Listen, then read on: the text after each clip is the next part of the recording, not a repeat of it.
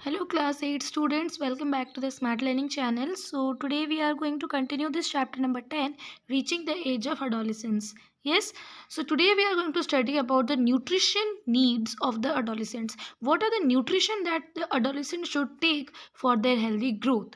Yes, so, adolescence is a stage of rapid growth and development. Hence, the diet for an adolescent has to be carefully planned. See, adolescence period वो होता है जिसमें कि body एकदम rapidly grow कर रहा है ना? तो उसमें आपको डाइट का एकदम केयरफुली होना चाहिए. डाइट आपको केयरफुली मेंटेन करना होगा, है ना?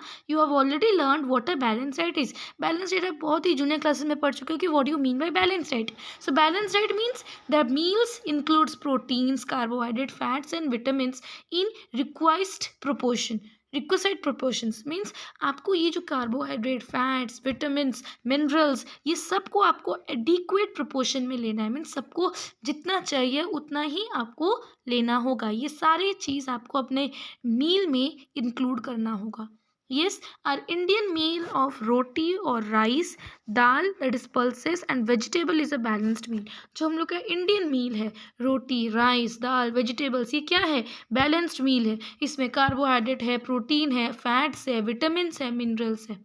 Yes, milk is a balance food in itself. Milk तो अपने ही एक बैलेंस्ड फूड है ना? मिल्क अपने ही एक बैलेंस्ड फूड है बिकॉज उसमें सारी चीज़ प्रेजेंट होते हैं. Fruits also provide nourishment. ये तो आपको सबको पता है कि फ्रूट्स भी बहुत ही हेल्पफुल है, वो नरिशमेंट प्रोवाइड करता है. And for infants mother's milk provides all the nourishment that they need. जो इन्फेंट होते हैं, जो बेबी होते हैं, उनको मदर्स मिल्क में ही सारा कुछ नरिशमेंट मिल जाता है. उनको और कुछ का ज़रूरत नहीं होता है. अगर वो मदर्स मिल्क एडिक्वेट अमाउंट में लेते हैं सो उनको सारा नरिशमेंट मिल जाता है दैट दे नीड. जितना उनको चाहिए उनको मिल जाता है. किसको? इन्फेंट्स को मदर मिल्क के, मदर मिल्क से, है ना? Now, iron builds blood and iron-rich foods such as leafy vegetables, jaggery, meat, citrus, Indian gooseberry are good for adolescent. तो जो आयरन क्या करता है? आप अगर आयरन रिच फूड लेते हो तो वो आपके ब्लड को बिल्ड करेगा. And then iron rich food कौन कौन से होते हैं? अगर आप लीफी वेजिटेबल्स खाते हो, jaggery that we call as gur, meat, citrus food जो होते हैं, इंडियन गूसबेरी दैट इज़ आंवला, तो ये सब एडोलेसेंट्स के लिए बहुत ही मीन्स अच्छे हैं. We can say these are very good for adolescents. Yes, they should eat all these things. Check items for lunch and dinner in your meal. Is the meal balanced and nutritious? Does it include cereals which give energy and milk, meat, nuts, pulses which provide proteins for growth? है ना? ये जो milk, meet, nuts, pulses होते हैं ये आपको protein provide करते हैं ग्रोथ के लिए, है ना? Also does it include fats and sugar that give energy? Obviously जब सब्जी खाते हो उसमें फैट्स तो होता ही है ना? शुगर भी होती है. What about fruits and vegetables which are protective foods, है ना? तो प्रोटेक्टिव फूड्स भी हम लोग के लिए ज़रूरी होते हैं टू प्रिवेंट फ्रॉम डिजीजेस, है ना? So chips are packed or tinned snacks though very tasty, so never replace regular meal as they do not have adequate nutritional value. Very important line. जो चिप्स होते हैं वो tinned snacks जो होते हैं वो टेस्टी तो ज़रूर लगते हैं बट वो आपकी न्यूट्रिशनल जो बैलेंस्ड मील को वो आपको पूरा नहीं कर सकते हैं. बैलेंस्ड मील में जो जो जो चीज़ें हैं ना उसको कोई भी chips packet with snacks means replace नहीं कर सकता है बिकॉज उनमें उतना न्यूट्रिशनल वैल्यू है ही नहीं, है ना? So this is all about the nutritional value that nutritional needs for adolescents. Yes, here you can see the pictures that is there: meat, vegetables, milk and eggs, fruits, grains and all. Now personal hygiene. You have to take your personal hygienic. Yes, everyone should have a bath at least once every day. आप सबको दिन में एक बार तो आपको नहाना ज़रूरी है. It is more necessary for teenagers because the increase activity of sweat glands makes the body smelly.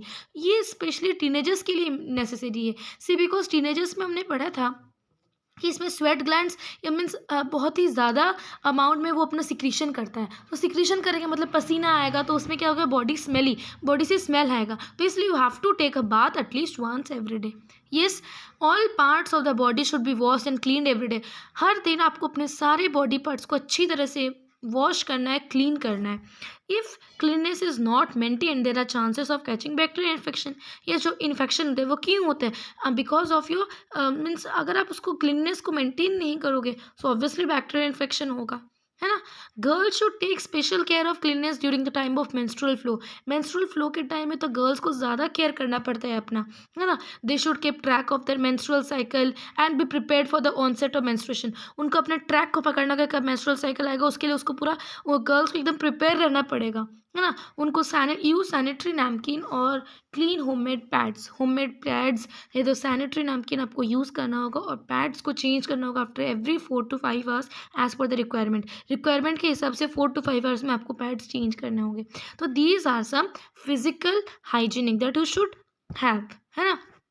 अगर ये नहीं करोगे तो आपको इन्फेक्शन हो means it is a chances that of catching bacterial infection. Yes. Now physical exercise walking and playing in fresh air keeps the body fit and healthy. अगर आप walking करते हो, playing, if you are playing in fresh air, so it will keep your body fit and healthy. All young boys and girls should take walks, exercise and play outdoor games. Okay, so now let's see what is this myths, taboo, do's and don'ts. Yes, you have learned here and from chapter 9 the scientific facts related to human reproduction.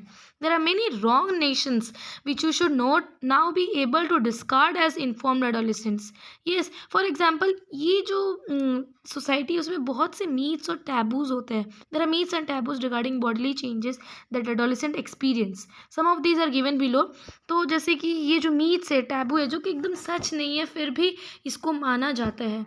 क्या है कि a girl becomes pregnant if she look at boys during menstruation time में अगर girl एक boys को देखता so she will become pregnant. So this is completely wrong. Yes, the mother is responsible for the sex of her child. ये भी wrong है. क्यों wrong है ये हम आपको ऑलरेडी एक्सप्लेन किए सेक्स डिटर्मिनेशन में. Father is responsible for the sex of her child because father के पास एक्स और वाई होता है, जो आएगा उसी के कॉम्बाइन से ही मेल और फीमेल चाइल्ड होगा, है ना. मदर में तो सिर्फ एक्स क्रोमोसोम्स होते हैं, है ना. So the mother is not responsible for the sex of her child. So it is also completely wrong. A girl should not be allowed to work in the kitchen during menstruation. जब menstruation period में girls को kitchen में allow नहीं किया जाता है. So these are some myths and taboos.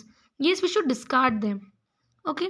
Now, the last topic is say no to drugs. So, we have to say no to drugs. अगर आपको कोई drugs है, so you have to say no. Yes, so adolescence is a period of much activity in the body and mind which is a normal part of growing up. So do not feel confused or insecure. See, adolescence period में आपको normally आपको वो grow करना ही है, तो इसमें confuse होने का कोई बात नहीं है, insecure feel करने का कोई बात नहीं है. If anybody suggests that you will get relief if you take some drugs, just say no unless prescribed by the doctor. जब तक डॉक्टर आपको प्रेस्क्राइब नहीं करे कि आप ड्रग्स लो तब तक आपको ड्रग्स नहीं लेना. You have to say no.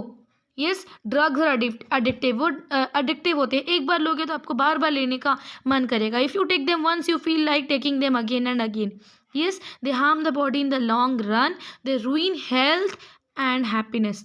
ये आपके हेल्थ हैप्पीनेस सब छीन लेगा, है ना.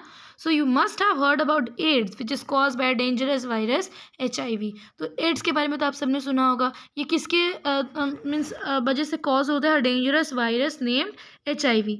Yes, this virus can pass on to a normal person from an infected person by sharing the syringes used for injecting drugs. जो drugs inject करने के लिए जो syringe का use होता है, अगर वो syringe मान लीजिए ये पर्सन को लगा वो syringe, अगर वो syringe जाके एक ये वाले पर्सन को लगा, सो इसमें चांसेस है कि अगर इसको एड्स है तो इसको भी एड्स होगा बिकॉज इसका ये इन्फेक्टेड पर्सन है और ये हेल्दी पर्सन है. तो इन्फेक्टेड पर्सन से मीन्स हेल्दी पर्सन को पास हो रहा है जब आप सीरिंज शेयर करते हो. So this should not be. Now it can also be transmitted to an infant from infected mother through an milk. अगर इन्फेंट जो मदर है अगर वो भी इन्फेक्टेड है और एड्स में, तो उसके जो इन्फेंट है उसको भी वो एड्स ट्रांसमिट कर सकता है through her milk. Yes, the virus can also be transmitted through sexual contact with a person infected with HIV. अगर एक पर्सन को HIV है और अगर उसके साथ सेक्शुअल कॉन्टैक्ट है एक नॉर्मल पर्सन, सो उसमें भी मीन्स वायरस ट्रांसमिटेड हो सकता है. Clear? So you have to say no to drugs and you have to be careful about this disease that is AIDS. Yes. Now, what is this adolescent pregnancy? You might be knowing that in our country, the legal age for marriage is 18 years for girls and 21 years for boys. Yes, this is because teenage mothers are not prepared mentally or physically for motherhood. ये जो legal marriage क्यों means किया गया है कि 18 years के बाद और 21 years में ही eligible होंगे वो marriage के लिए, because टीनेजर्स, इससे पहले तो वो लोग टीनेजर्स होते हैं ना, तो टीनेजर्स मदर्स प्रिपेयर नहीं होते हैं मेंटली और फिजिकली, दोनों में ही प्रिपेयर नहीं होते मदरहुड के लिए, है ना। Early marriage and motherhood cause health problem से मदर नहीं चाहिए। अगर आप अर्ली मैरिज होता है तो उसमें हेल्थ प्रॉब्लम्स मदर का भी होता है, साथ ही साथ चाइल्ड का भी होता है, because they are not prepared mentally और physically. Yes, it also curtails employment opportunities for the young woman and may cause mental agony as she is not ready for responsibility of motherhood. वो responsibility लेने ही के लिए वो ready नहीं है ना। और अगर वो कुछ पाना चाहती है अपने मीन्स लाइफ में, तो वो भी नहीं कर पाएगी, है ना। तो इसीलिए लीगल मैरिज का एक एज निकाला गया है 18 years for girls and 21 years for boys, because they are not prepared mentally और फिजिकली फॉर मदरहुड। यस, और इसमें बच्चों को भी नुकसान होगा, माँ को भी नुकसान होगा।